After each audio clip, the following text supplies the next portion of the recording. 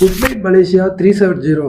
இந்த வார்த்தை 239 பேரோட பயணிச்ச விமானியின் கடைசி வார்த்தை. என்ன விமானம் என்ன ஆச்சுன்னு தெரிஞ்சுக்கிறதுக்கு முன்னாடி நம்ம சேனலை சப்ஸ்கிரைப் பண்ணிக்க. அப்பதான் நாம ஒரு வீடியோ உடனுக்குண்டே உங்களுக்கு வரும். 2014 மார்ச் 8 மலேசியா கோலாலம்பூர்ல இருந்து பெய்ஜிங்க்கு நோக்கி புறப்பட்ட விமானம் தான் மலேசியா ஏர்லைன் MS370.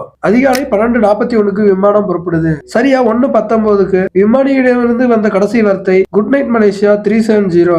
அதற்கு பிறகு விமானம் ரேடாரிலிருந்து மறைஞ்சு போகுது. விமானம் திசை மாறி ஆயிரக்கணக்கான கிலோமீட்டர் தெற்கு பறந்தது என சேட்டலைட் தகவல் கூறுது. மலேசியா, ஆஸ்திரேலியா, சீனா இணைந்து மிகப்பெரிய தேடுதல் பணியை தொடங்குறாங்க.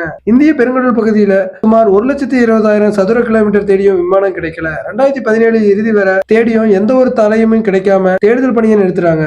ஓஷன் இன்ஃபினிட்டிங்கிற ஒரு தனியார் நிறுவனம் 2018 ஜனவரி மாதம் ஒரு புதிய தேடுதல் பணியை தொடங்குறாங்க.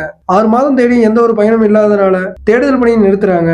2024 இரண்டாம் பாதியில மலேசிய அரசும் ஓஷன் இன்ஃபினிட்டியோட ஒரு புதிய ஒப்பந்தம் செஞ்சு 2025 பிப்ரவரியில மீண்டும் ஒரு தேடுதல் பணியை தொடங்குறாங்க.